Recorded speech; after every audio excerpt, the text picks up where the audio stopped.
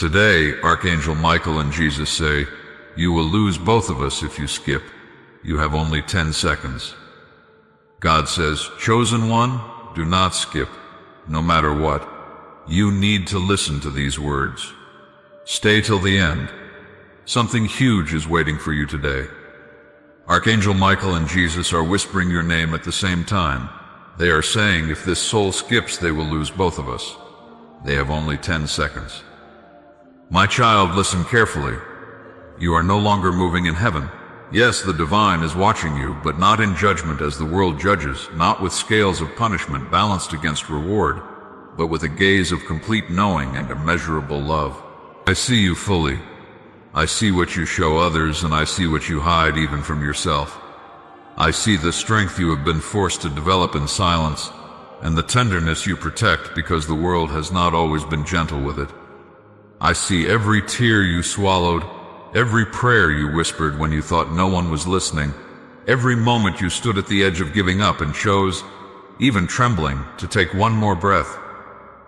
My child, nothing about you has ever been invisible to me.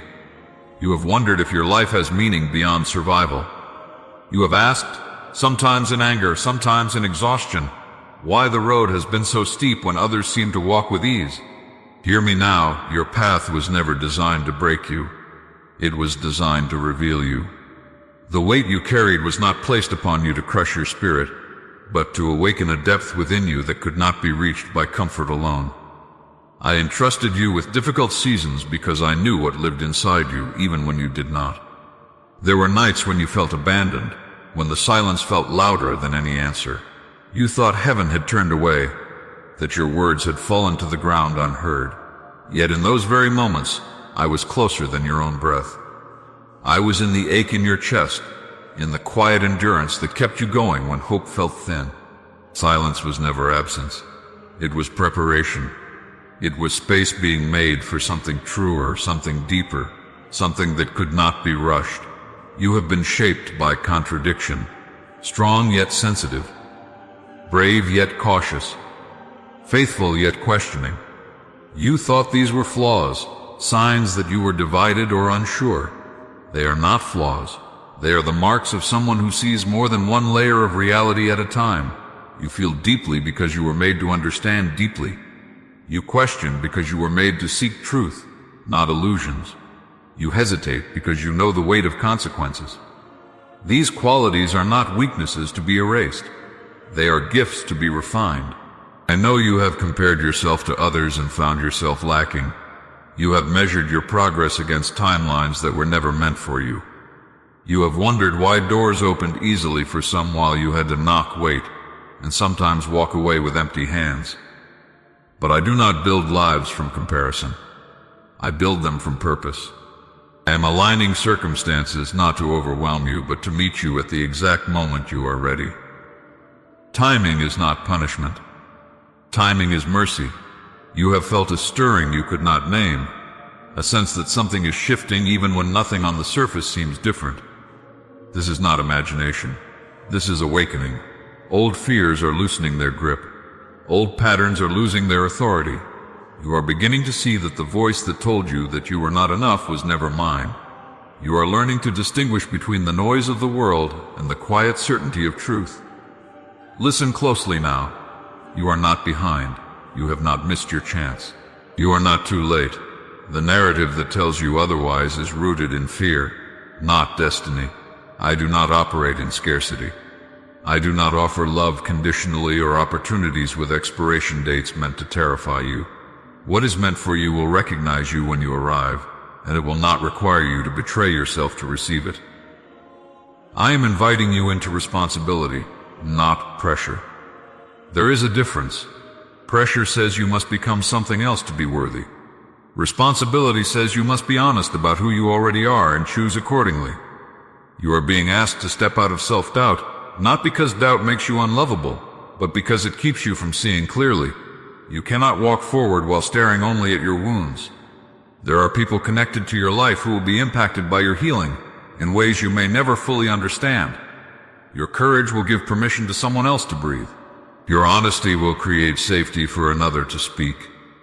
Your boundaries will teach others that love does not require self-erasure. This is not about being perfect.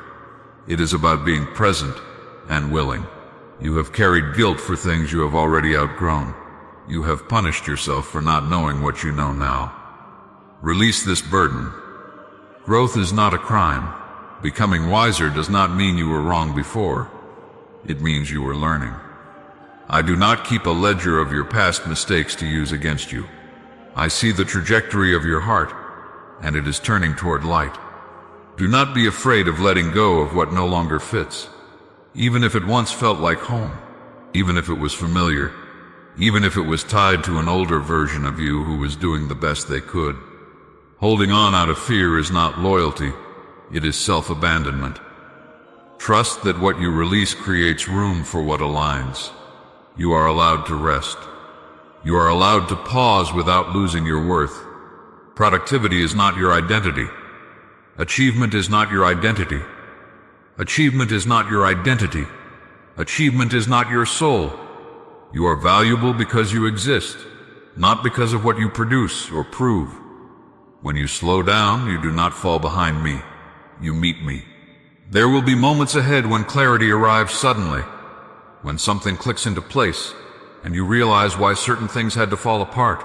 Not everything will make sense immediately, but enough will unfold to reassure you that you were never wandering aimlessly.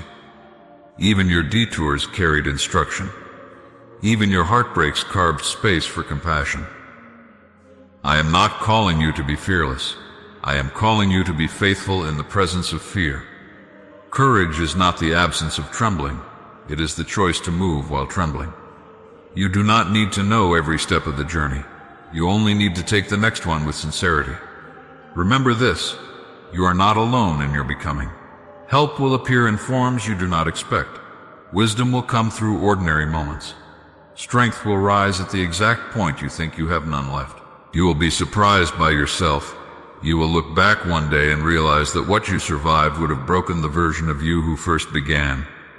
I am proud of you, not for enduring pain, but for remaining open despite it. Not for never falling, but for rising without losing your softness. Do not harden your heart in the name of protection. Discernment does not require bitterness. Boundaries do not require cruelty. You can be wise and kind at the same time. As you move forward, choose truth over comfort, presence over perfection, love over fear. Speak honestly with yourself. Honor the signals of your body and the quiet guidance of your spirit. You are learning to trust again, not blindly, but deeply. Nothing you are seeking is outside of you and me working together. You are not waiting for permission. You are remembering who you are, and as you remember, the world around you will begin to respond differently. Not because it has changed, but because you have. My child, listen with a heart that is willing to be honest, because what I speak now is not meant to frighten you, but to awaken you. Love that is real does not flatter the soul into sleep. It calls the soul into truth. I have been patient with humanity beyond what words can capture. I have given breath without being asked, mercy without being earned, forgiveness without being deserved, and time even when time was wasted. Yet patience should never be mistaken for permission, and kindness should never be confused with indifference. When you take me for granted, you do not injure my power, for my power is unchanging. You injure your own awareness. You dull your ability to recognize where life, peace, and meaning truly come from. Slowly, almost imperceptibly, the heart begins to believe it is self-sustaining. Gratitude fades. Reverence softens into casual assumption. And what once felt sacred becomes ordinary, then replaceable, then forgotten. This is how the soul drifts, not through rebellion at first, but through neglect. I am not distant when you forget me, you are. I do not withdraw my love, but you stop noticing it. The sun does not stop shining because a person closes their eyes, yet darkness feels real when sight is refused. In the same way, when you stop acknowledging the source of your blessings, you begin to believe those blessings are your own creation. Pride quietly takes the seat where humility once lived, and the heart grows restless because it has severed itself from the very root that nourishes it. Sin does not always begin as a deliberate act of defiance. More often, it begins as forgetfulness. Forgetfulness of who you are, forgetfulness of who I am, forgetfulness of the cost of grace. When my mercy becomes familiar instead of precious, the soul begins to gamble with it. I will be forgiven, it says, and continues down paths it knows lead away from peace. This is not faith. This is presumption. And presumption numbs the conscience until wrong feels normal and truth feels inconvenient. I did not create commandments to restrict joy. I revealed them to protect it. Every boundary I set was born from love, not control. When you ignore these boundaries while still expecting my protection, you place yourself in confusion. You want peace without alignment, healing without repentance, blessing without relationship. But peace cannot survive where truth is rejected, and love cannot remain alive where it is continually disregarded. Understand this clearly. Sin is not merely breaking rules. It is breaking communion. It is choosing separation while longing for closeness. It is reaching for temporary comfort while abandoning eternal stability. Each time you choose sin while knowing my voice, you teach your heart to silence that voice a little more. Eventually, you do not stop sinning because you no longer believe it matters, not because I stopped caring. I am the source of love, not an accessory to it. I am the source of peace, not a supplement to chaos. When you seek fulfillment outside of me, you are drinking from wells that cannot sustain you. They may taste sweet at first, but they leave you thirstier than before. Pleasure without purpose hollows the soul. Freedom without truth becomes bondage. And love without me becomes fragile, demanding, and fearful. You wonder why anxiety increases when faith decreases, why emptiness grows when indulgence grows, why restlessness multiplies when boundaries are ignored. It is because the soul remembers me even when the mind denies me. The spirit knows when it is living out of alignment with its origin. No amount of distraction can silence that knowing forever. Do not mistake my silence for approval. Silence is often restraint, mercy holding back what justice could release. If I removed consequences immediately, you would never learn the weight of your choices. If I corrected every step forcefully, love would become coercion. I allow you to choose, but choice does not remove outcome. What you plant, you eventually harvest, not because I am cruel, but because reality itself reflects truth. I warn you not because I desire fear, but because I desire remembrance. I desire that you recognize how easily the heart drifts when gratitude fades. When blessings are received without thanksgiving, entitlement grows. When entitlement grows, reverence dies. And when reverence dies, sin no longer feels dangerous. It feels justified.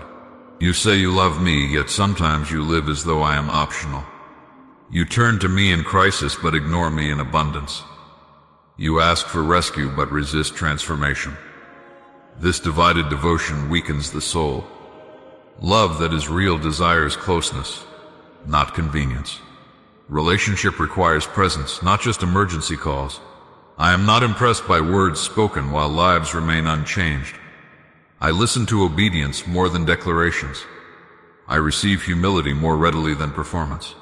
When you continue in sin while claiming my grace, you distort grace into permission, and grace was never meant to excuse bondage. Grace was meant to free you from it. The reason you must not take me for granted is not because I will vanish, but because you will. Not physically, but spiritually. You will fade into versions of yourself that are anxious, disconnected, and restless. You will forget what it feels like to be anchored, to be guided, to be at peace without explanation. You will search endlessly for what you already abandoned. I do not threaten you with loss to control you. I reveal truth so you can choose life. When you drift from me, you do not lose my love, but you lose the ability to live within it fully. Love cannot be enjoyed where it is ignored. Peace cannot be felt where it is replaced by self-rule. Remember where love first touched you. Remember the moments when peace arrived without logic, when strength appeared without source, when hope rose against all evidence. Those moments were not coincidences. They were invitations. They were invitations. They were reminders of who walks with you when you walk in truth. If you continue in sin while knowing me, your heart will grow divided, and a divided heart cannot stand firm. Eventually, confusion replaces clarity. Conviction fades into justification, and what once troubled you no longer does. This is not freedom, it is spiritual numbness. And numbness is far more dangerous than pain, because pain still listens. Return before forgetting becomes identity. Return before compromise becomes comfort. Return while you still feel the tension, because tension means the spirit is still awake. I do not need perfection. I desire sincerity. I do not demand flawlessness. I ask for faithfulness. I remain the same source I have always been. Love that does not manipulate. Peace that does not depend on circumstances. Truth that does not bend to preference. When you honor me, you align with reality itself. When you take me for granted, you attempt to live detached from the very ground beneath your soul. Choose remembrance. Choose reverence. Choose gratitude that keeps your heart soft and your conscience alive, not because you are afraid of punishment, but because you understand the value of what you have been given. I am not merely a name you speak. I am the life you live from. Do not forget me in your abundance. Do not silence me in your comfort. Do not trade eternal depth for temporary ease. I am here, as I have always been, waiting not for your perfection, but for your return to truth, where love remains whole and peace flows without end. I will continue, my child, and I will speak with clarity, depth, and fullness, so that nothing essential is left unspoken. Understand this. When you take me for granted, you slowly replace awe with familiarity, and familiarity without reverence becomes dismissal. You begin to live as though tomorrow is guaranteed, as though breath is automatic, as though mercy renews itself without cost. Yet every breath you take is sustained by my will, every moment of clarity is held together by my presence, and every chance you are given to change is an extension of my patience. When you forget this, life becomes something you consume rather than something you steward. I did not design you to live independently of me. Independence may look strong to the world, but separation weakens the soul. The branch does not survive by declaring freedom from the vine. It survives by remaining connected. In the same way, when you disconnect from me internally, even while speaking my name outwardly, you begin to wither in places you may not immediately notice. Joy becomes fragile. Peace becomes conditional. Love becomes transactional. You may ask why sin continues even when you know better. It is because the heart has learned to rely on forgiveness without honoring transformation. When repentance is delayed and obedience is postponed, sin loses its seriousness in your mind. You begin to treat it as manageable rather than destructive. But sin is never neutral. It reshapes your desires, distorts your perception, and gradually convinces you that you are fine when you are slowly drifting. I do not call sin dangerous to control you. I call it dangerous because it disconnects you from truth. Truth is not merely moral correctness. It is alignment with reality. When you live outside of truth, you live against the grain of creation itself. That resistance produces inner conflict, exhaustion, and confusion. You feel unrest not because I am punishing you, but because your soul is signaling misalignment. You were never meant to carry yourself. You were meant to be guided. When you forget me as your source, you place unbearable weight upon your own strength. You expect yourself to generate peace, sustain hope, and manufacture meaning. This is why burnout follows self-rule. This is why indulgence never satisfies. This is why distraction must increase when the soul is empty. I do not want to be a background presence in your life. I do not want to be reduced to a phrase you say when things go wrong. I desire intimacy, not acknowledgement. Awareness, not assumption. Reverence, not routine. When you honor me daily, your heart stays awake. When you neglect me, the heart falls asleep even while the body moves. Many continue in sin not because they hate me, but because they forget me. They forget the weight of holiness. They forget the cost of grace. They forget that peace is not found in doing whatever feels good, but in doing what is right. Over time, wrong begins to feel normal, and normal begins to feel empty. You cannot draw water from a well you refuse to return to. You cannot feel peace while feeding chaos. You cannot walk in love while sowing division within yourself. These are not punishments. They are truths woven into existence. When you ignore them, life becomes heavier, not because I am angry, but because you are disconnected. I have watched generations confuse freedom with indulgence and love with tolerance of everything. But love that affirms destruction is not love.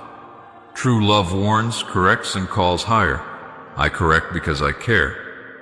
I warn because I see further than you do. I call you higher because I know who you are becoming. If you continue to take me for granted, your sensitivity to my voice will fade. Not because I stop speaking, but because your heart grows louder than your spirit. You will begin to rationalize what you once resisted. You will call compromise wisdom. You will call surrender weakness. And slowly you will forget the peace you once knew. Yet even now I speak so you may remember. I speak so you may return before numbness becomes your normal state. I speak because love does not abandon truth for comfort. I am inviting you to choose awareness again, to choose gratitude again, to choose alignment again. Do not wait until loss teaches you what remembrance could have preserved. Do not wait until consequences explain what wisdom already warned. Life is gentler when lived in reverence. The heart is lighter when it remains connected to its source. I am not asking you to fear me. I am asking you to honor me. Fear runs from truth. Honor draws near to it. Honor keeps the heart teachable. Honor keeps love alive. Honor reminds you that you are sustained, not self-created. When you remember me daily, sin loses its appeal because peace is no longer missing. When you stay connected to me, you no longer need substitutes. When you honor me as your source, love flows naturally, and obedience feels like alignment rather than sacrifice. Return to reverence. Return to awareness. Return to the truth that I am not merely present when you need help, but when you need guidance, correction, stillness, and meaning. I have never left you, but I desire that you do not leave me in your habits, your choices, or your priorities. Choose remembrance, and you choose life that is rooted, steady, and whole. Choose to honor me, and you will rediscover peace not as a fleeting emotion, but as a way of being. Amen.